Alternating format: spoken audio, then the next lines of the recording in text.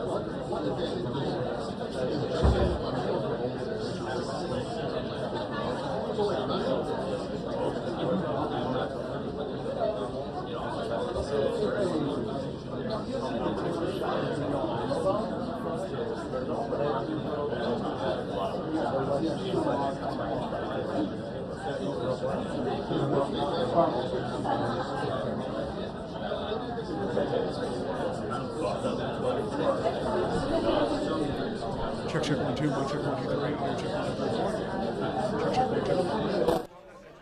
1, 2. Mic check, 1, 2, 3, audio check, 1, 2, 3, 4. Check, 1, 2. Check, check. Check, 1, 2, 3.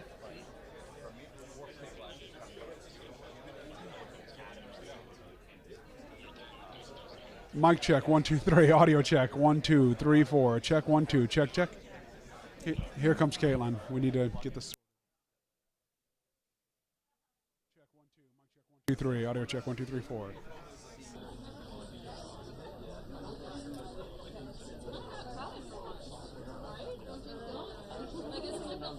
I've ever seen it. What's that? Hi. Well, should I sit on this box? All right, thanks, man. Yeah, probably. Let's get you. I'm sorry. Oh, sorry. Let me get you an actual. Let me have that out. I know. She's gonna need 2 boxes. She's gonna need double boxes. 2 boxes. 2 boxes. It's actually my contract. 2 boxes. Thank you. High control room. Look, I tried. It feels semi-stable. Do you want the No, it feels good. It feels okay. You sure? Yeah. I really don't want you to fall. Me neither, because I'm gonna regret it only because I'll feel like. Colin will take Right. it. No, it's good.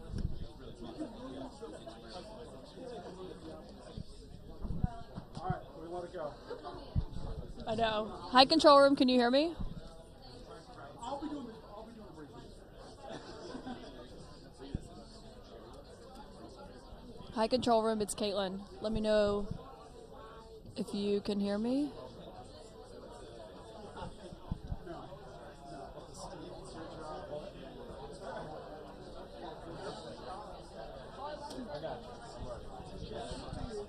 She starts to fall.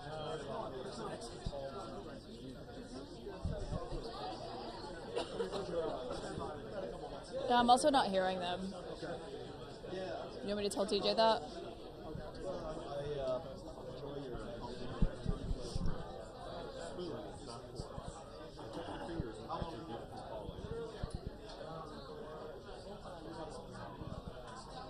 Hey, it's Scott. How's it going?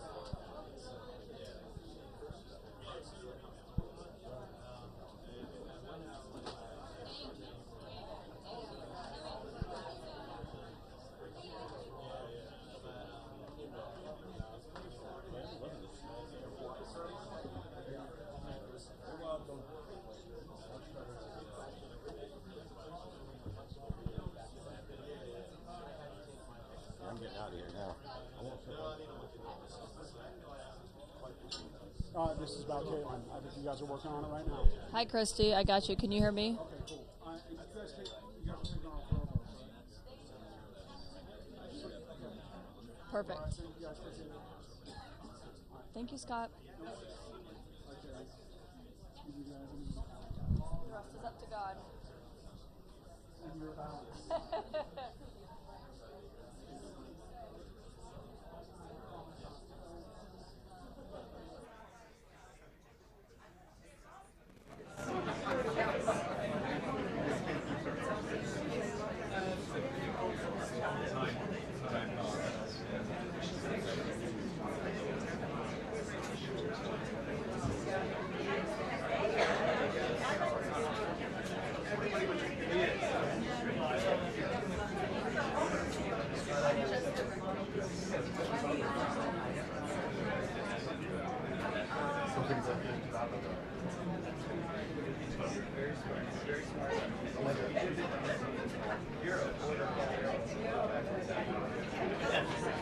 Copy it, Courtney. Whoever else was talking, you were talking at the same time as Courtney, so I didn't hear you. So repeat that if it's important.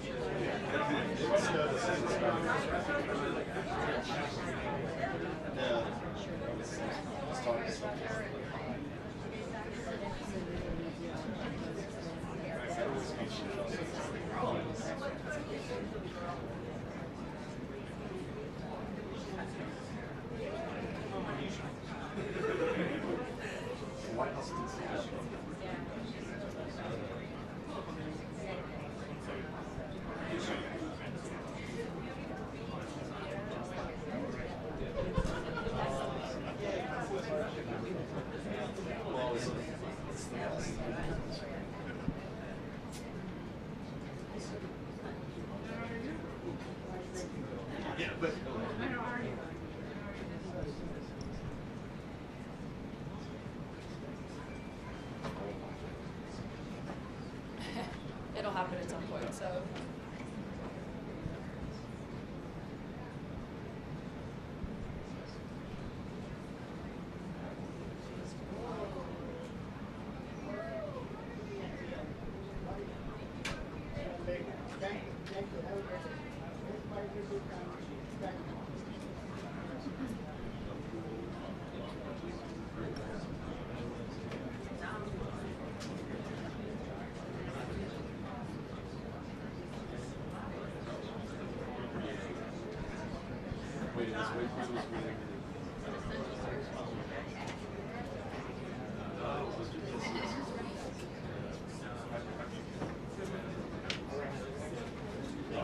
If I had to guess, I bet hear a lot from Karoline Leavitt, and we were heard from basically reiterating their position that the House has nothing to negotiate. They did their job. They passed a bill, sort of countering this message from Democrats to suggest that Republicans share in the blame. Boris, this is the first time we've heard from the White House press secretary here in the briefing room since Chicago and Illinois and those AGs filed those lawsuits against the administration over their planned deployment of the National Guard, something that President Trump has been threatening for several months now, and now officials there obviously believe he is ready to make good on. And so what we're going to hear from the White House, obviously we've seen this being playing out over the last 48 hours or so, where they have argued that a judge cannot override the president's authority when it comes to sending the National Guard to places where he believes that it needs to be. Now, of course, this reached a fever pitch over the weekend, and we've seen this playing out inside courtrooms over the weekend after that lawsuit, after the federal judge, who I should note, you mentioned her there, Boris, she was actually appointed to the bench by President Trump during his first term in office. She put out that temporary restraining order blocking the president from being able to deploy other members of different states' National Guards to Portland. That is something that she basically was arguing it wasn't tied to the facts of what's happening on the ground. And we've seen the White House arguing against that. The president has been speaking about this at length, and including yesterday was saying the judge should be ashamed of himself in this. Obviously, it's a woman judge who made this ruling. But that is really the question here of where this is going to go forward for this White House, because this is very clearly something the president has been trying to push, and he is facing serious resistance from the courts over this, saying that it doesn't line up with what's actually happening on the ground in cities like Portland. Now, we've also heard from the governor of Chicago on this front, who has been basically criticizing the president over this. And one thing to point out from that lawsuit that was filed today, Boris, they cite posts from the president going back to 2013 when he was saying that the National Guard should be on the streets of Chicago, not in Syria at that time when that chaotic civil war was playing out. And so they're basically saying this is a long-standing position the president has had. It's not based on what's happening on the ground right now. And of course, the question is how the administration is going to handle that serious pushback that they are getting from the courts. So the day goes on, guys. We'll watch it.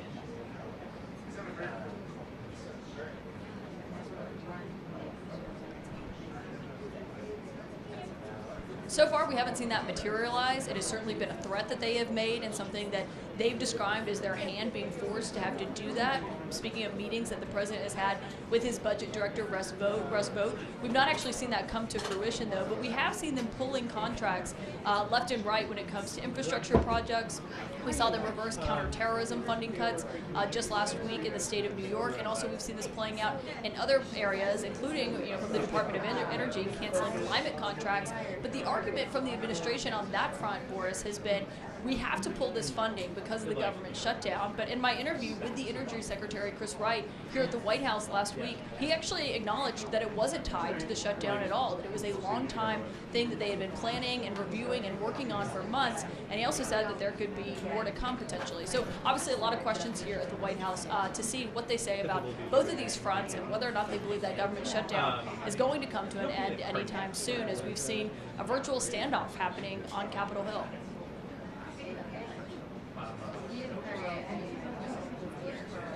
But even like for a phone? No, That's what I mean, a phone about. if it's a laptop and Thanks, guys. I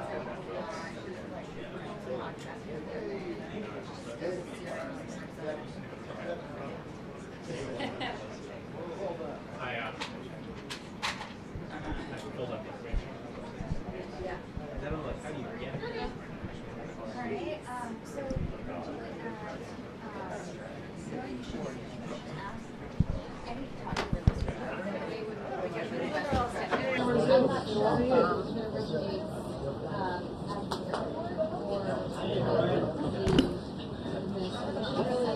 Yeah, it's like you're not gonna get a visa, it's like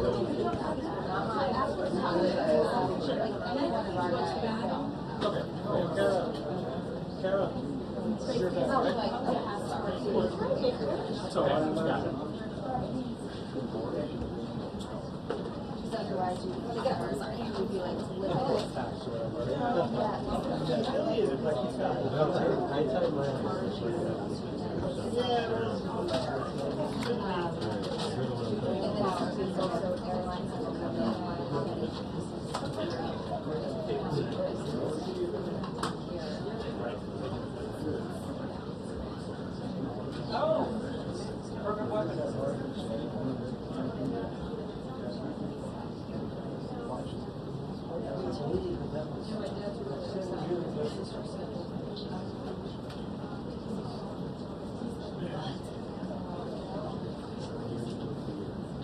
Yeah.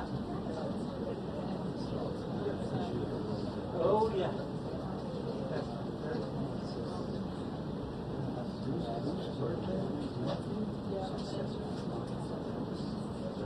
At various points.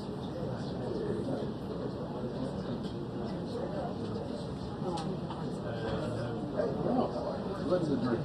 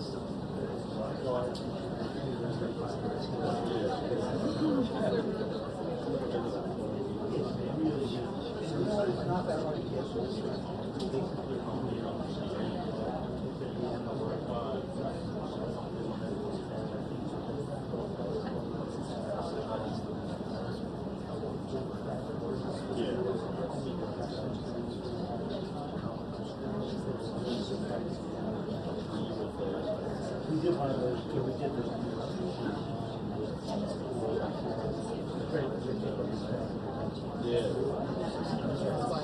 Just got it.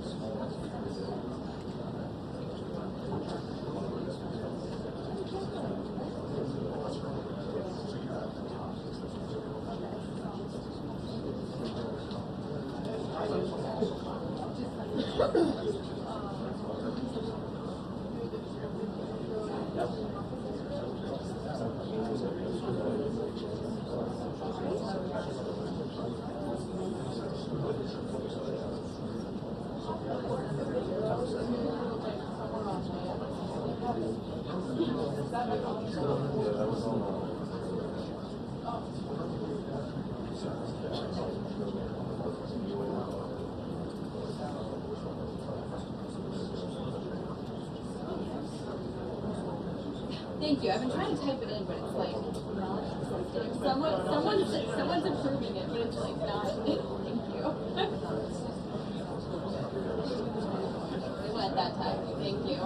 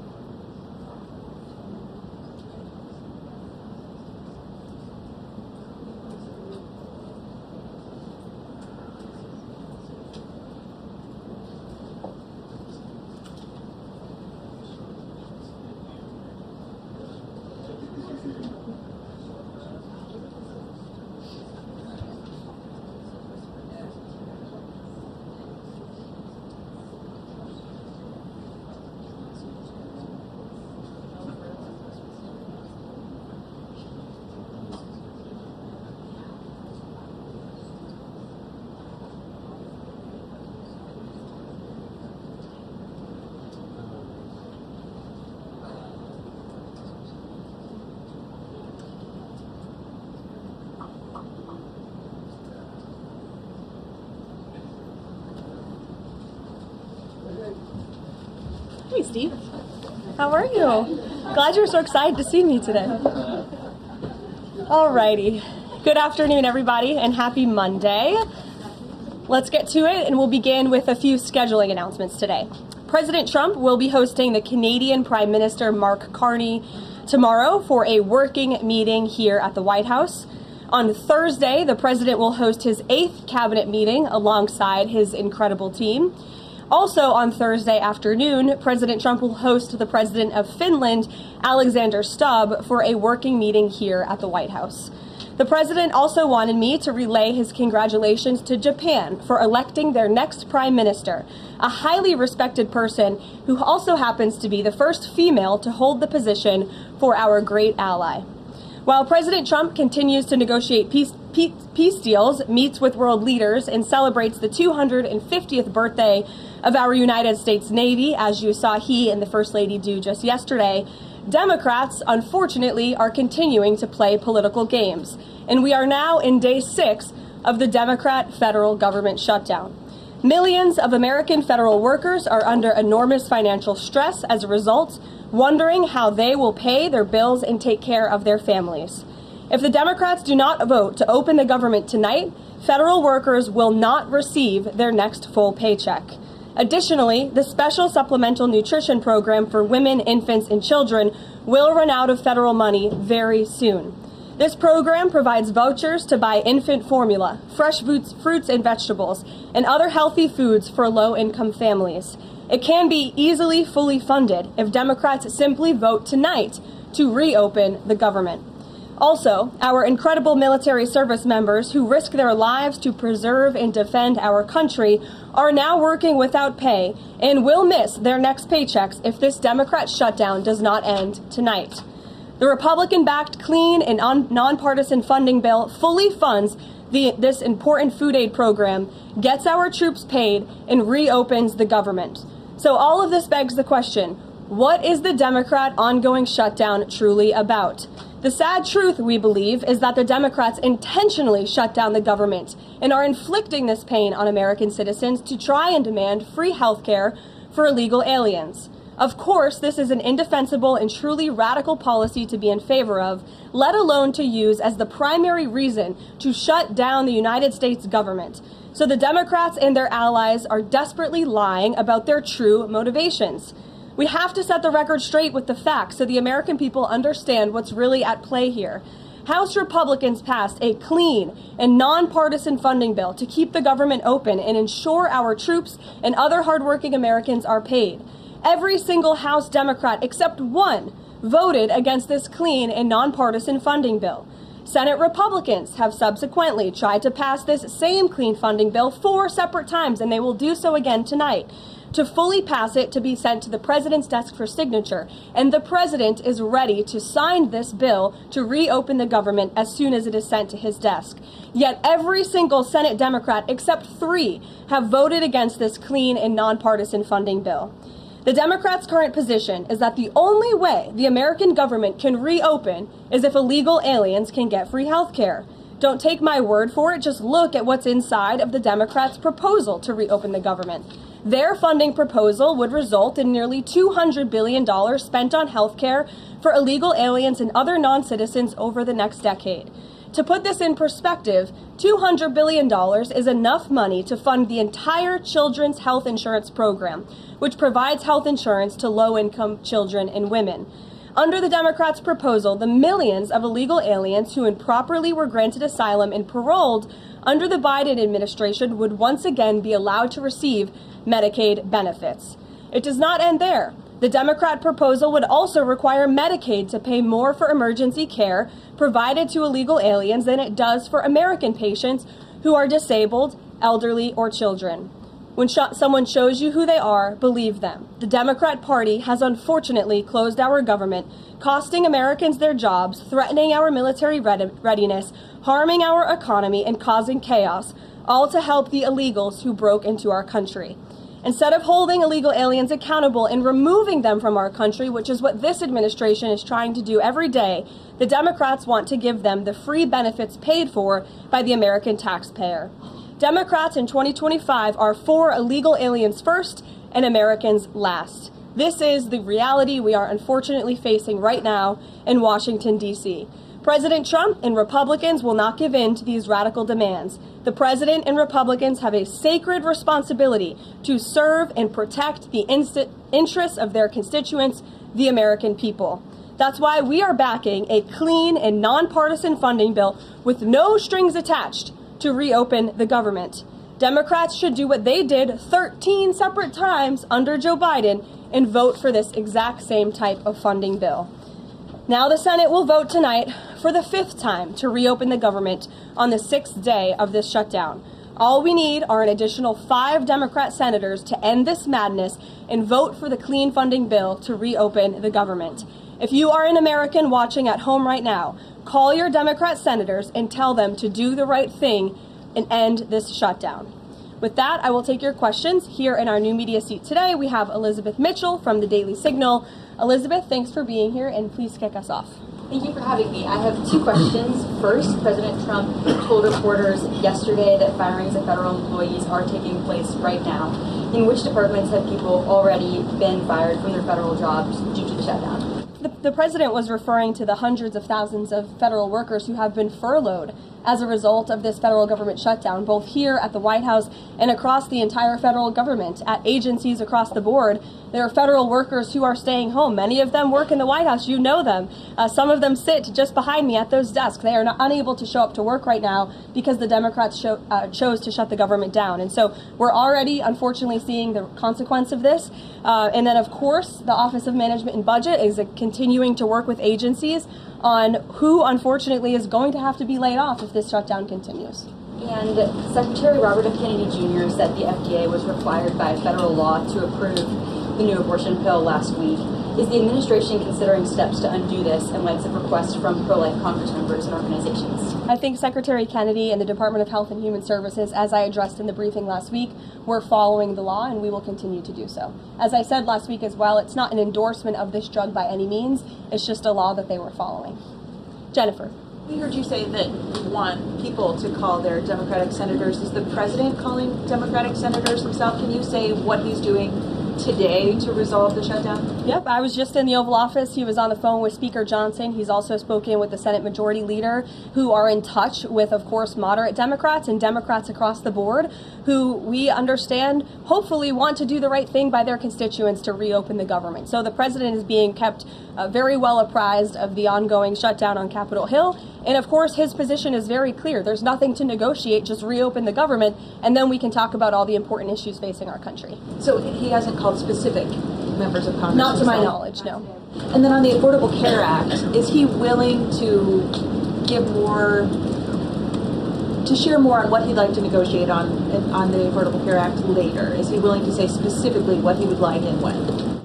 But look, the president is definitely committed to fixing and improving our healthcare system. You saw it again last week when he had one of the largest pharmaceutical companies in the world coming into the Oval Office and promising to lower drug prices by 200, 300, 100% in many cases for various types of drugs for American patients. That is a huge fix to a broken system that has been ripping off the American people for far too long. So the president's very committed to this. But right now, we need to reopen the federal government, and the president is remaining very firm in that position. Catherine. If the vote fails in the Senate today to reopen the government, would that trigger layoffs? Look, again, we hope that the vote will not fail because this administration wants to reopen the government. We don't want to see people laid off. But unfortunately, if this shutdown continues, layoffs are going to be an unfortunate consequence of that. Is there timing for when that would happen? Well, look, we'll see how the vote goes tonight. Is the White House floating a proposal to cap Obamacare subsidies by denying them to new enrollees? I have not seen a proposal like that. Emily. Thanks, Caroline. The president said yesterday he was considering a phase 2 approach to Venezuela. Is the president considering U.S. boots on the ground or any kind of support of overthrowing Maduro? I won't get into any specific proposals that are being considered by the president and his national security team, but I think we've been pretty transparent and clear in the administration's view of the illegitimate Maduro regime, and the president has taken very unprecedented, tough action to end the illegal trafficking of illicit drugs into our country from Maduro's illegitimate regime. Danny, go ahead. Thanks, Caroline. The French government has collapsed again for the fourth time in a year. And I was just wondering if there's any concern in the White House about the kind of ongoing political crisis there. Any thought about whether the President Trump's good friend, President Macron, should either call elections or even resign over that? Well, I can tell you the White House and the National Security Council are very much aware of this situation, but I think it would be imprudent of me to weigh in on French internal politics from the podium, so I will reserve comment on that. Behind you, yes. What is President Trump's expectations for talks today and I guess this week in Egypt? And is there a new timeline that the president is giving all sides to reach an agreement? Yes. There are technical talks happening right now in Egypt amongst Special Envoy Witkoff and Mr. Kushner, as well as their respective parties from all sides. What we saw take place on Friday, and I have not commented on that from the podium yet, is truly remarkable. You've seen all sides of this conflict agree that this war needs to end and agree to the 20-point framework that President Trump proposed. It's an incredible achievement, and the administration is working very hard to move the ball forward as quickly as we can. The president wants to see a ceasefire. He wants to see the hostages released, and the technical teams are discussing that as we speak to ensure that the environment is perfect to release those hostages. They're going over the lists of both the Israeli hostages and also the political prisoners who will be released, and those talks are underway, and the president is very much on the ball and is being apprised of this situation. President has given a Sunday evening deadline. Obviously, the negotiations have extended that, I imagine. What is that new deadline? Does the president have a time frame in mind to see this phase implemented?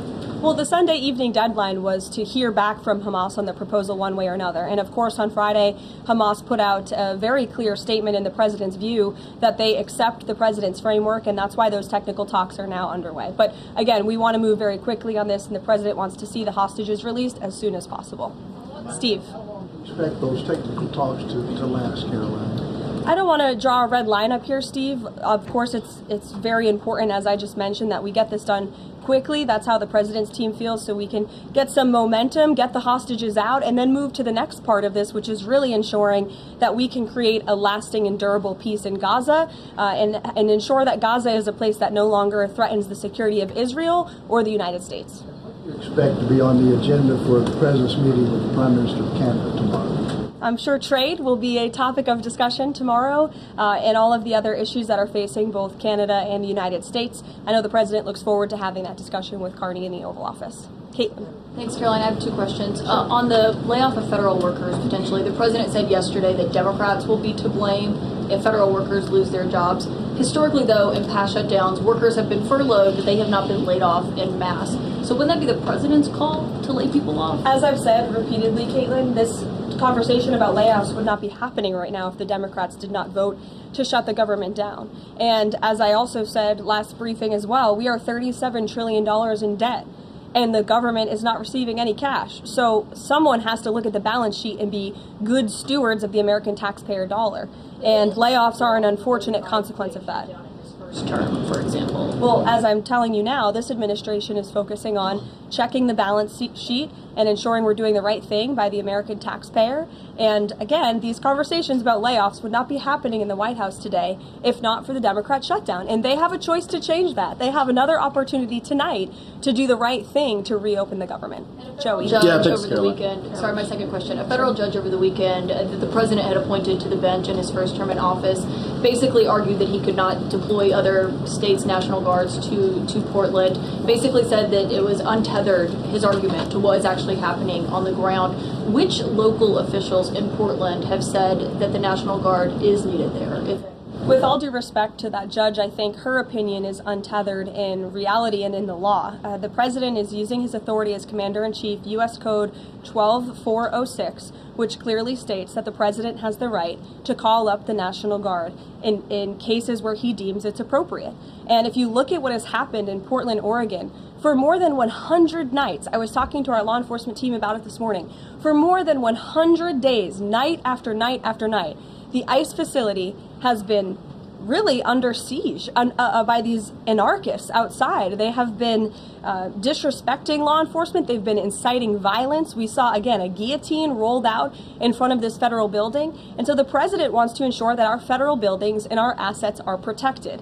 And that's exactly what he's trying to do. And ultimately, in the case in Los Angeles, that judge ruled in the Ninth Circuit, that panel of judges ruled that those troops could remain and that the president was well within his authority to do so. So we are appealing that decision. As you know, we expect a hearing on it pretty quickly, and we're very confident in the president's legal authority to do this, and we're very confident we will win on the merits of the law. But no local officials that you can point to that have said we need the National Guard? Because I spoke to the police chief of Portland last week. He said that the president's claims just don't match up with what's happening on the ground. I would encourage you as a reporter to go on the ground and to take a look at it for yourself, because there's been many members of the press, not press in this room, but independent journalists, some of whom we'll be inviting to the White House very soon to share their stories, because they have been in the middle of these riots and they have witnessed the anarchy that is taking place night after night. It's on video. You should play it on your show. You have a great opportunity in prime time on CNN to show your audience. Yeah, but you're probably talking to partisan Democrat officials who are opposed to everything this president does.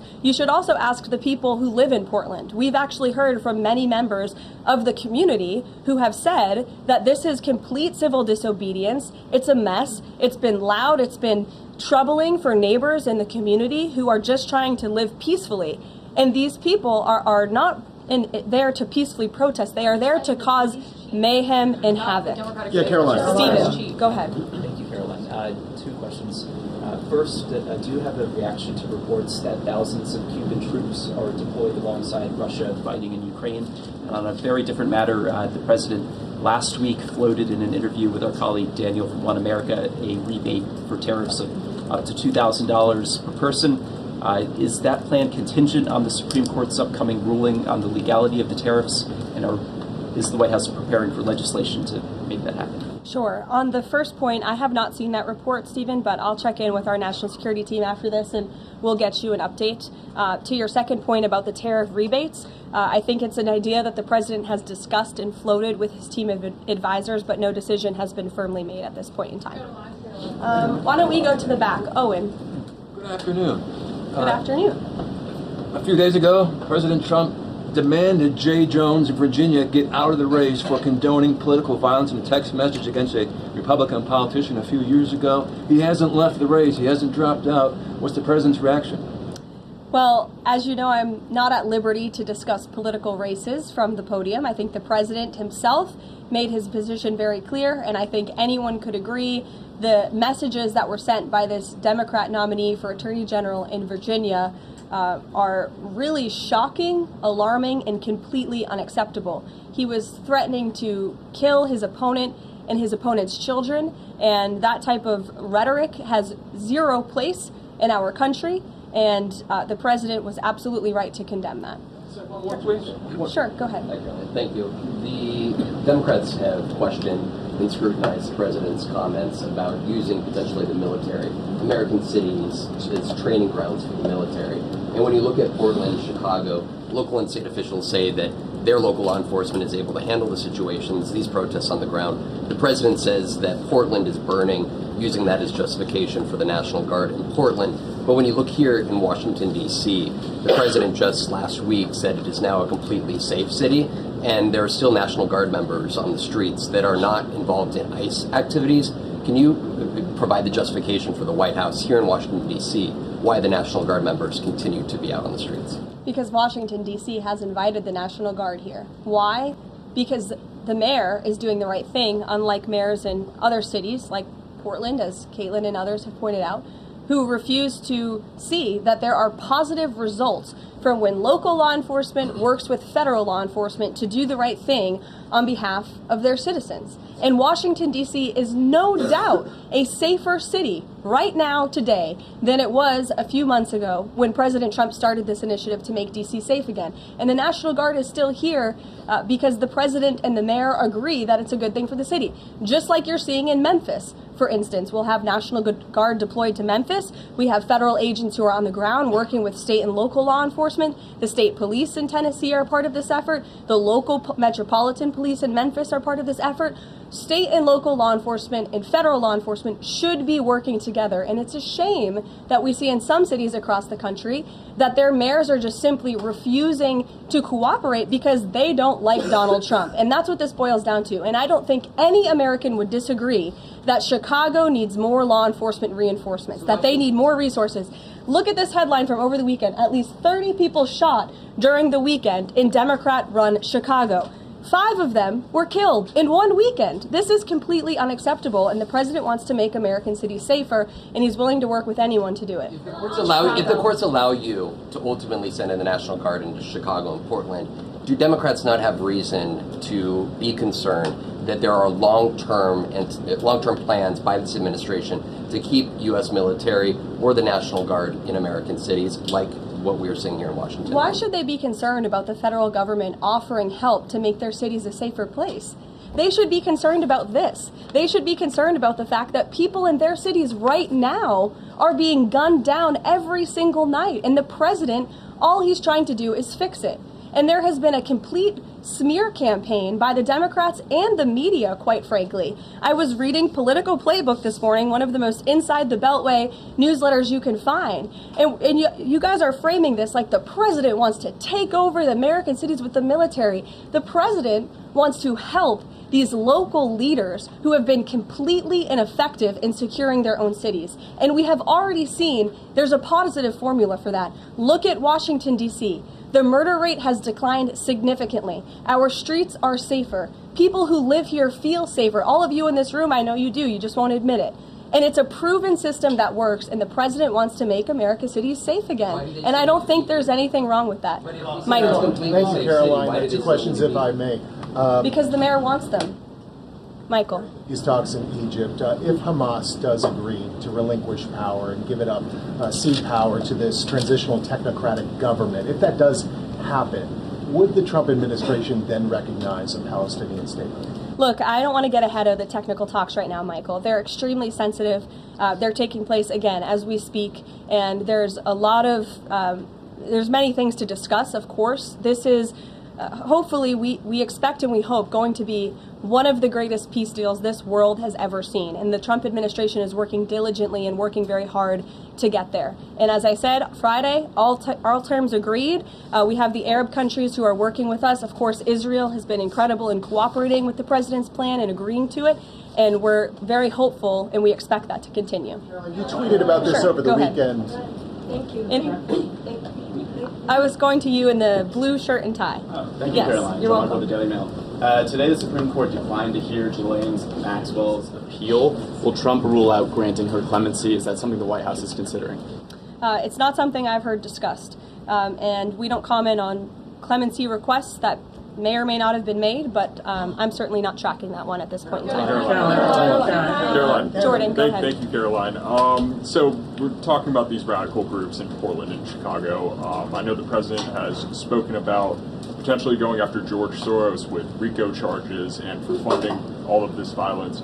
Has there been any update on that? And also, is the administration looking into the other nonprofits, maybe taking away their 501c3 status for funding this violence? And one more question. Sure.